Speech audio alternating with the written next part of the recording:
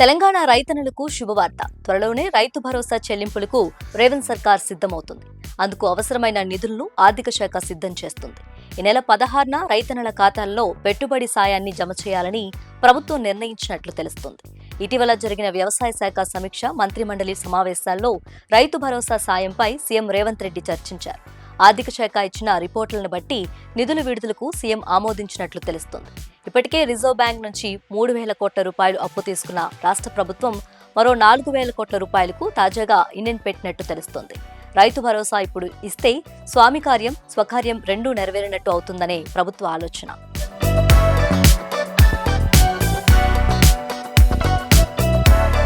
గత ప్రభుత్వం రైతులకు రైతు బంధు పథకం కింద ఎకరానికి 5,000 రూపాయల చొప్పున పంపిణీ చేయగా ప్రతి సీజన్లోనూ రైతన్నులకు పెట్టుబడి సాయం అందించడం కోసం 7,500 కోట్ల రూపాయలు అవసరమయ్యాయి. కానీ ప్రస్తుతం కాంగ్రెస్ ప్రభుత్వం 2024-25 సీజన్లో రైతు బంధు పథకం పేరును రైతు భరోసాగా మార్చింది. 2023-24 యాసంగి సీజన్లో 1.52 కోట్ల ఎకరాలకు 7,625 కోట్ల రూపాయలను పంపిణీ చేసింది. రైతు బంధును ప్రక్షాళన చేసేందుకు కొంత సమయం పడుతుందని, ఇప్పటి వరకు వానాకాలం సీజన్లో రైతు భరోసా ఇవ్వలేదు. ఇక మొన్న యాసంగి సీజన్లో 57 లక్షల మంది 84 లక్షల ఎకరాలకు 5,058 కోట్ల రూపాయలు మాత్రమే పంపిణీ చేసింది. 4 ఎకరాల్లోపు భూమి ఉన్న రైతులకు పెట్టుబడి సాయాన్ని అందించింది. ఇక ప్రస్తుతం వానాకాలం సీజన్లో రైతు భరోసా ఎవరికి ఇవ్వబోతున్నారు? చిన్న సన్నకారు రైతులకే రైతు భరోసా పరిమితం చేస్తారా, లేదా పెద్ద రైతులకు కూడా రైతు భరోసా ఇస్తారా అన్నది రైతు వర్గాల్లో చర్చనీయాంశంగా మారింది.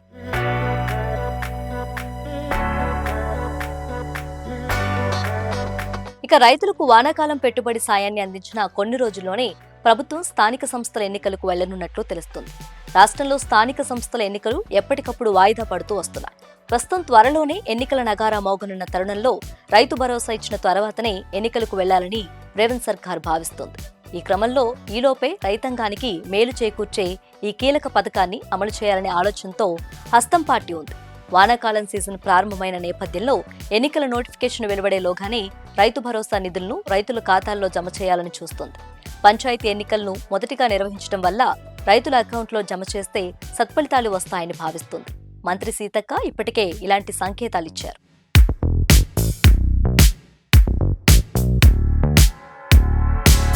గ్రామ పంచాయతీల సర్పంచ్ పదవి కాలం 2024 జనవరి 31తో, ఎంపీటీసీ, జెడ్పీటీసీ పదవి కాలం 2024 జూన్లో ముగిసింది. గ్రేటర్ సహా మున్సిపాలిటీల పదవీ కాలం ముగిసింది. ప్రస్తుతం ప్రత్యేక అధికారుల పాలన కొనసాగుతుంది. అన్నిటికీ వరుసగా ఎన్నికలు నిర్వహించాల్సి ఉంది. పార్లమెంట్ ఎన్నికలు ముగిసిన వెంటనే స్థానిక ఎన్నికలను పూర్తి చేయాలనుకున్నారు. కానీ కాంగ్రెస్ హైకమాండ్ అనుమతి ఇవ్వలేదో, సీఎం రేవంత్ వెనకడుగు వేశారో కానీ వాయిదాలు పడుతూ వస్తున్నాయి.